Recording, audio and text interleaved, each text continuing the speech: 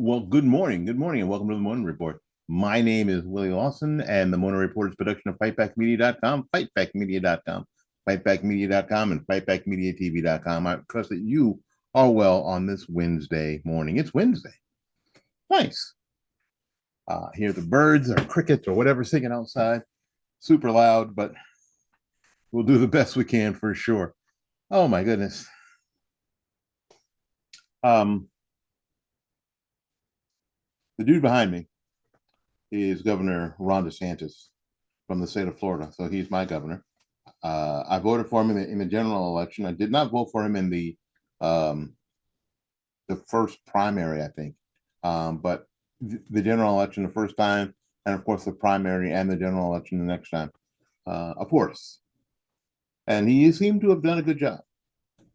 Yeah, frankly, my house, he was a little shaky to start with because he seemed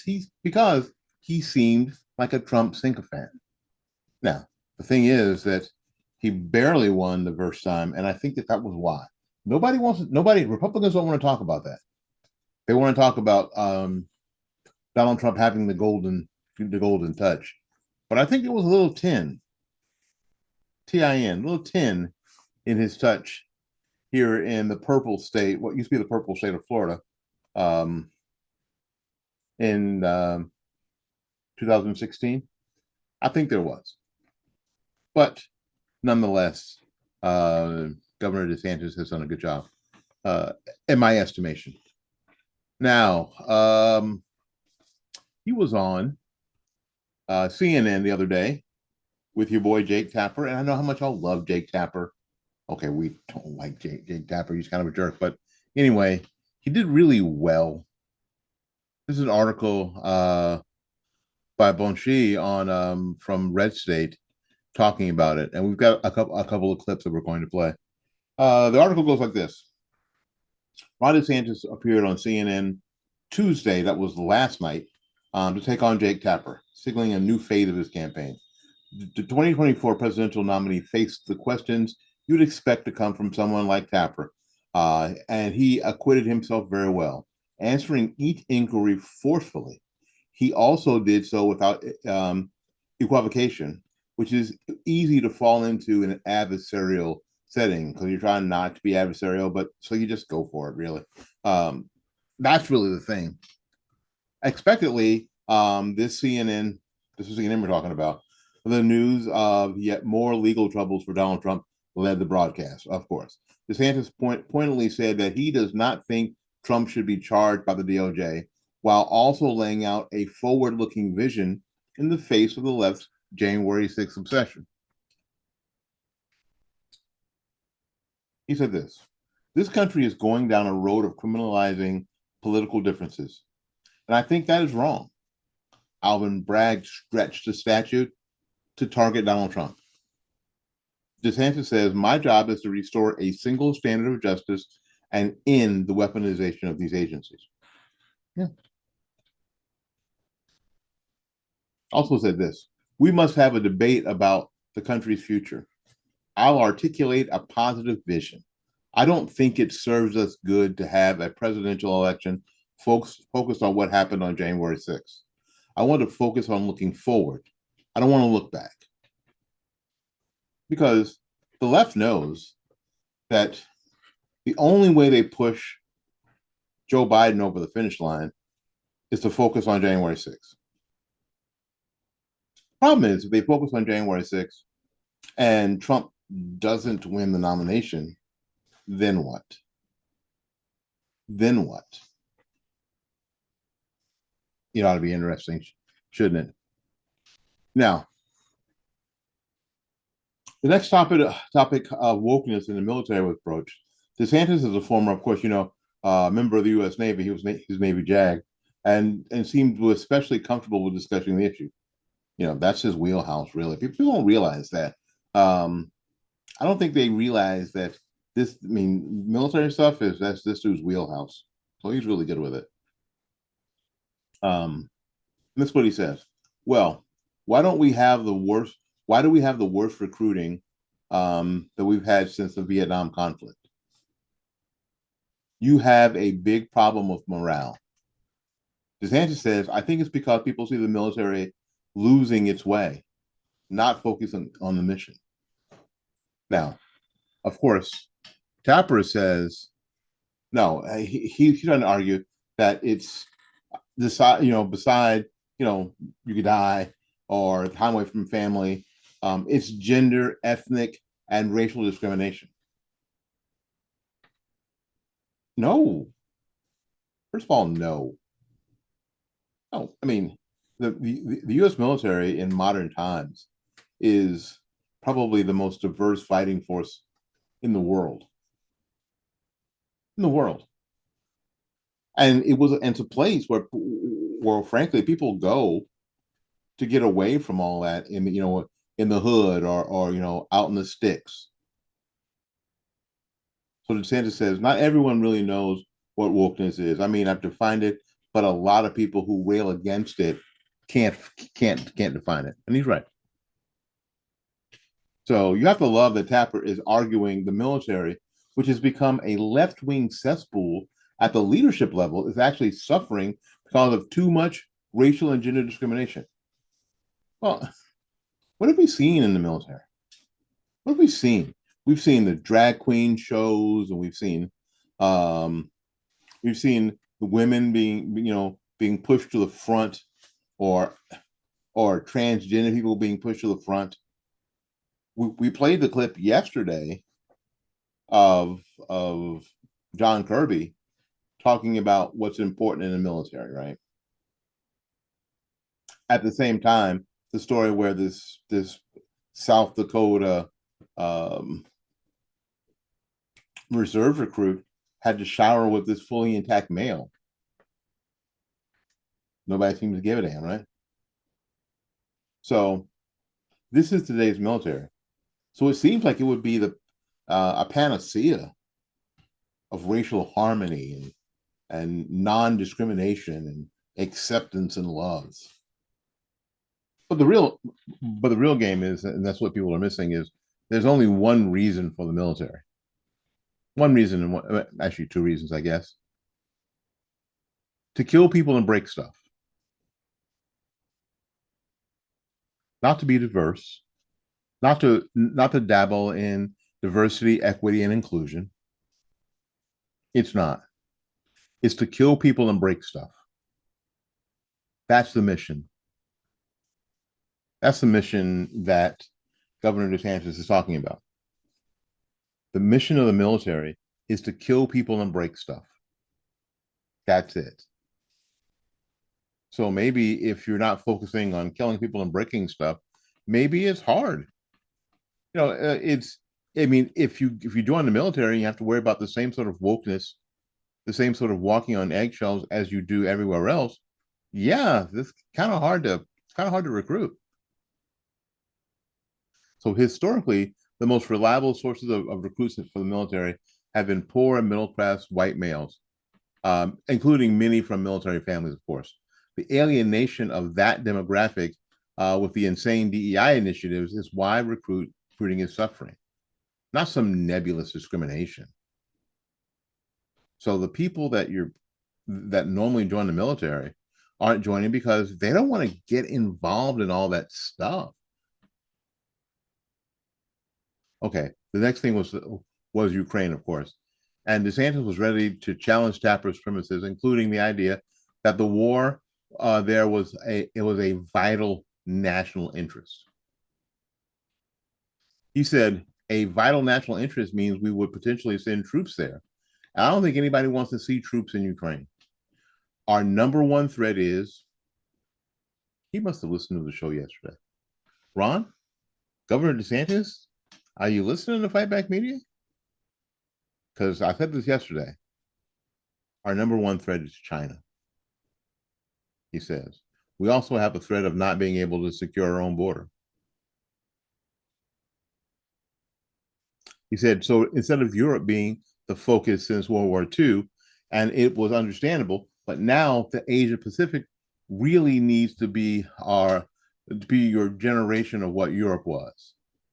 You've got to care at least as much about your own border as you do about foreign borders. What do you think? Probably. All right. They finally got around to abortion. DeSantis did not waver, stating that he would be a pro-life president, even as Tapper tried to proclaim he was going to alienate suburban moms.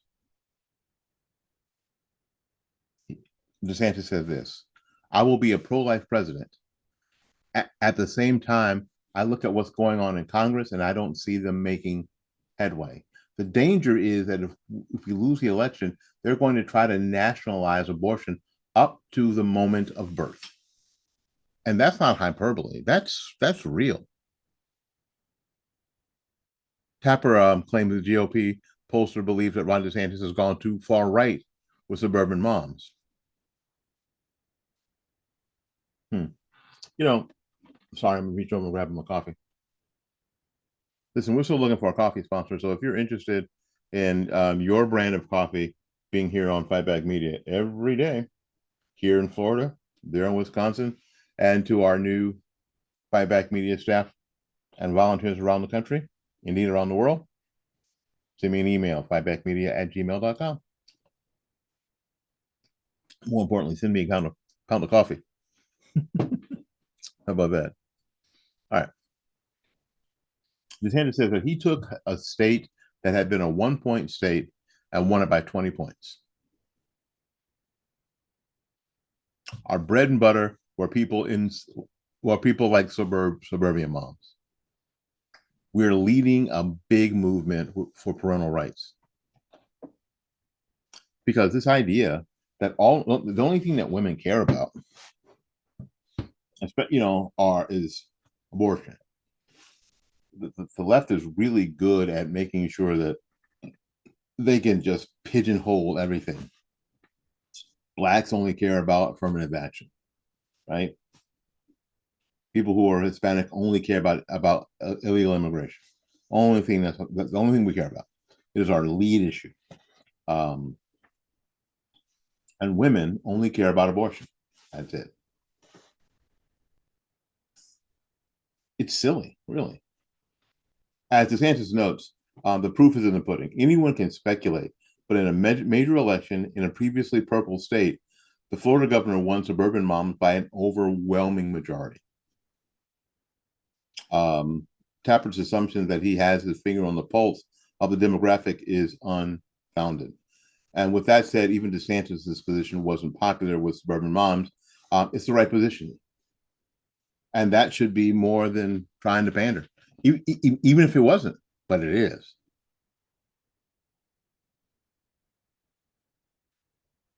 We've seen in the past couple of days that the DeSantis campaign let some people go or reassign some folks. So the status of the campaign came into question.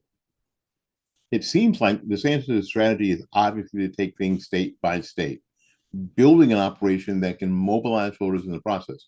Presidential primaries are not national elections. And until we see how the first states vote, we truly won't have a gauge of where the race is headed. There's a reason that we've not been doing much, a lot on primaries. So much of what's happening now is midsummer noise. And it's boring. The same thing.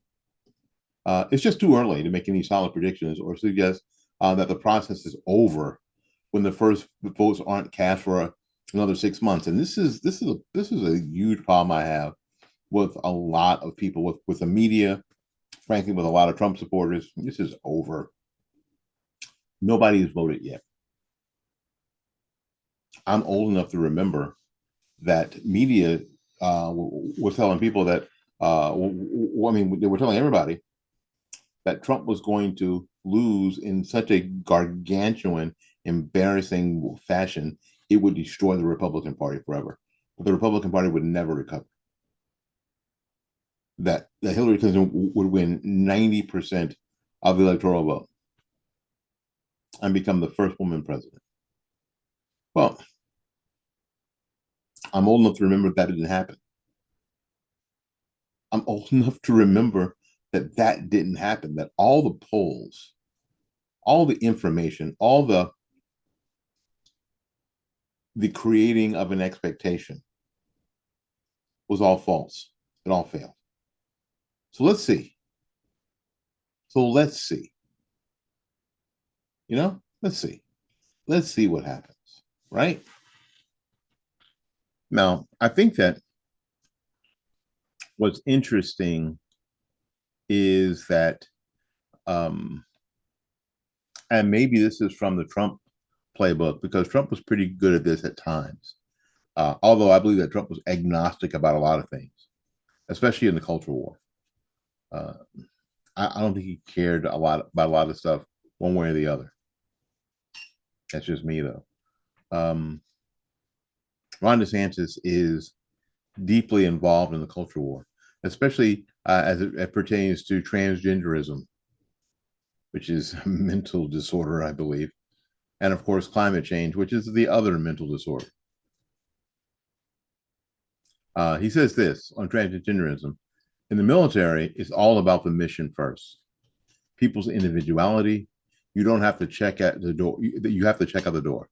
What role does someone what role, excuse me, what role does someone that's a man have in a woman's activities? I think it's wrong to have men compete in women's sports. It's in the military, it's all about the mission.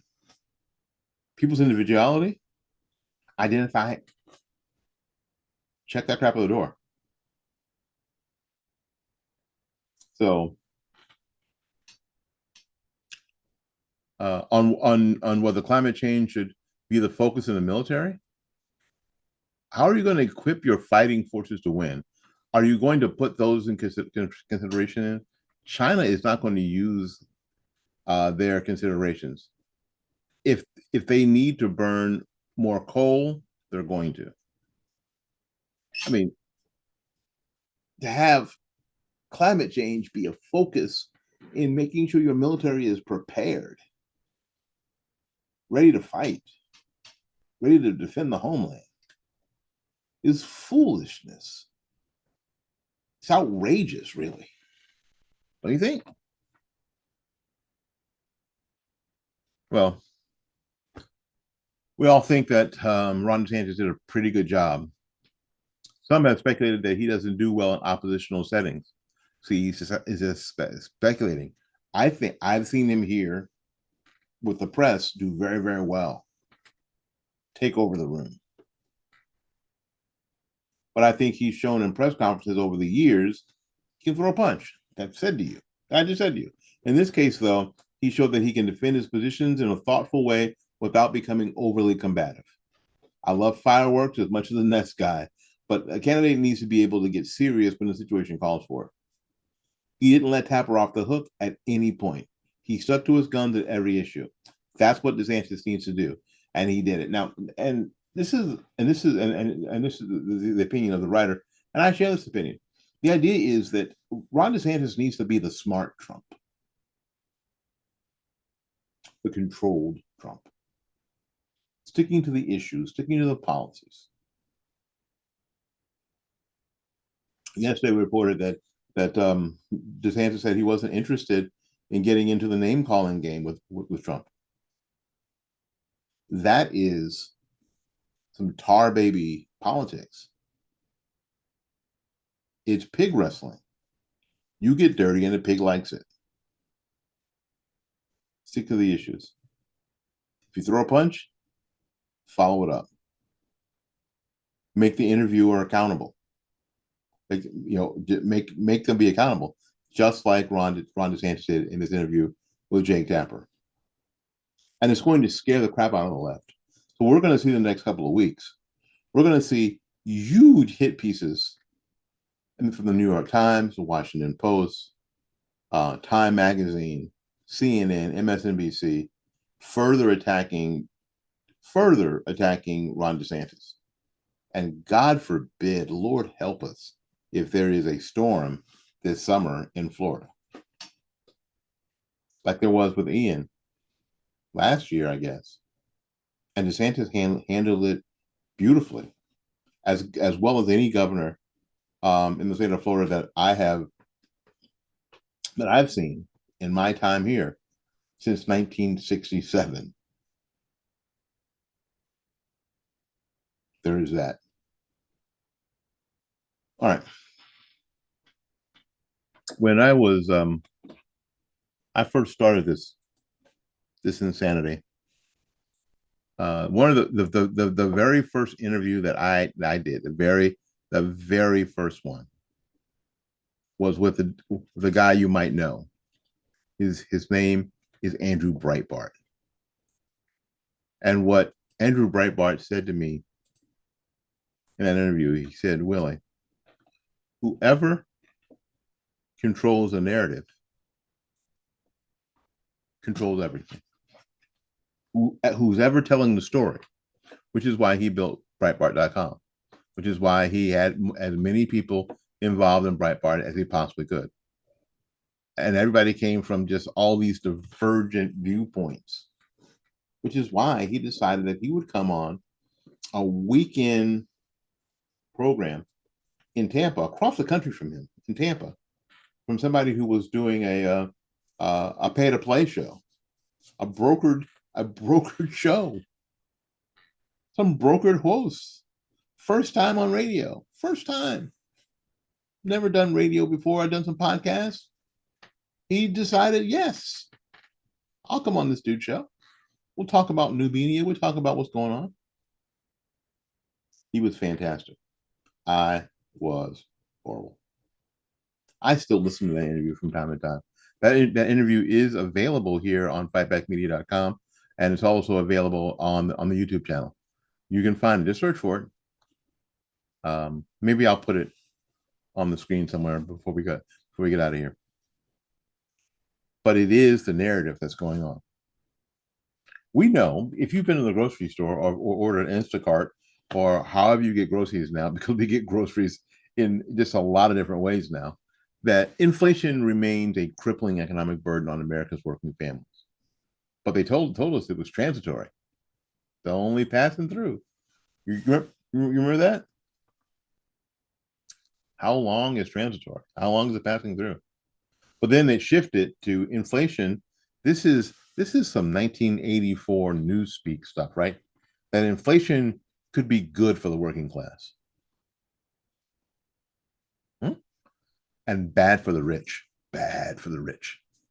Sure, the rich, the class that can soak up the rising costs, will feel the pinch. That'll show them. And of course, ABC News latest inflation pieces declares that inflation is down, but prices are up. What? Inflation is down, but the prices are up. This is some 1984 George Orwell newspeak for sure. War is peace, right? Black is white in the newsroom over there. And it's not just odd items that have seen price spikes. Throw some stuff like men's and women's underwear has. When your drawers cost more money, and you got to stay in them holy drawers, some religious drawers, some holy ones, right? A little longer because they cost money. And these experts can't explain why.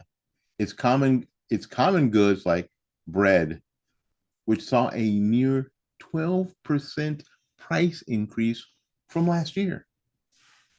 Inflation is down, but prices are up.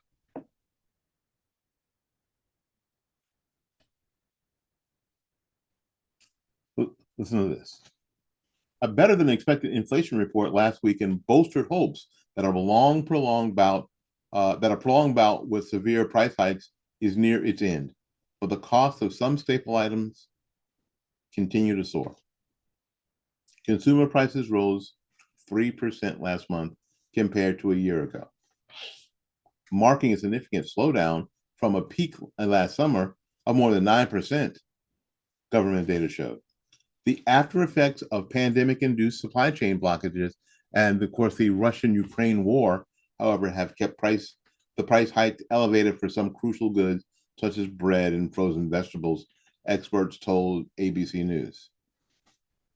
Because we get our bread from the Ukraine. Then we get our bread from Russia. No, we don't get our bread from Russia. Oh, so the Russian-Ukraine war doesn't have anything to do with bread prices? I guess not. But the price of bread has jumped 11.5% in June compared to a year ago, marking a cost increase of nearly 4 times higher than the overall inflation. The cost of cookies has jumped 8.8% over that period, while the price of beer leapt 5.4%, according to government data. So what you're going to have to do is just find a sale on some Bud Light, because that stuff is almost free. They're trying to give that crap away. Frozen vegetables prices soared more than 17% in June compared to a year prior, which makes for an inflation rate of 6 times higher than overall pace. The cost of canned fruits jumped more than 8% over that period. Meanwhile, while the price of canned vegetables rose more than 5%. Price hikes also remain sky high for some apparel goods. The price for women's underwear and swimwear jumped more than 7% compared to a year ago. And the price of men's underwear climbed over 4%.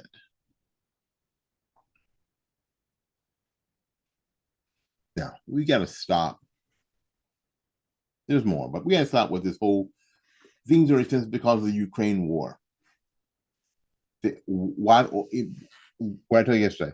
Why? Because they want you to believe that the further involvement in the Russia-Ukrainian war will do you some sort of good at the pump, in the grocery store, right? However, these increases in the price of goods were soaring well before Kiev got subjected to Russian airstrikes.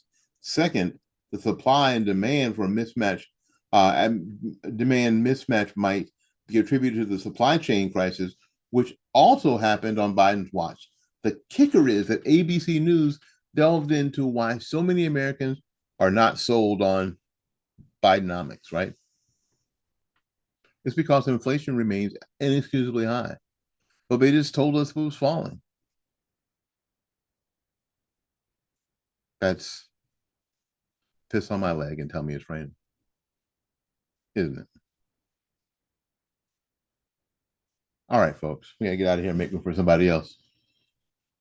If you are interested in joining a team of citizen journalists, if where you are, you're interested in getting out there and putting your cell phone camera in somebody's face, asking a question, going to a press conference to hear what people have to say,